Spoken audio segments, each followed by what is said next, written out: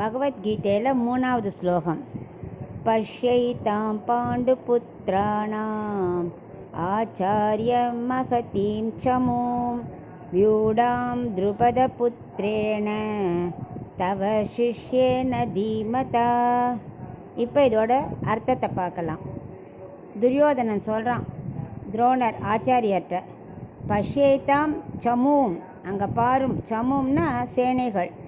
அங்கே பாரும், யார் அமைச்சிருக்கா? பாண்டு புத்திரானாம், பாண்டு புத்திரர்களால் அமைக்கப்பட்ட வியூகத்தை அப்படின்னு சொல்லிட்டு, இல்லை இல்லை இல்லை, உங்களோட சிஷ்யன் இருக்கானே திருஷ்டத்யும்னன், அதாவது துருபதனோட புத்திரன், அவனால் அமைக்கப்பட்ட வியூகத்தை பாரும் அப்படின்னு வேணுண்டே அவரை கிண்டல் அடிக்கிறான். உங்கள்கிட்ட படித்தவன் உங்கள்கிட்டே இப்போ சண்டை போட ஆப்போசிட்டில் நிற்கிறான் பாருங்கோ, அதை பாருங்க முதல்ல அப்படின்னு வேணுண்டு அவரை குத்தி காட்டுற மாதிரி பேசுகிறான்.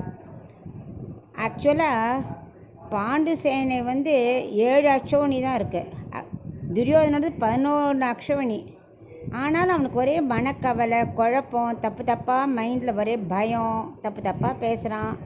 ரெண்டாவது, யார் பெரியவா? பீஷ்மர் தாத்தா இருக்கார், அவரை விட்டான். நேராக குருகிட்ட போயிட்டான்.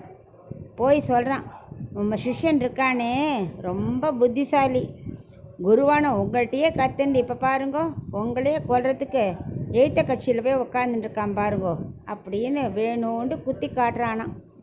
இதுதான் 3வது ஸ்லோகத்தோட அர்த்தம்.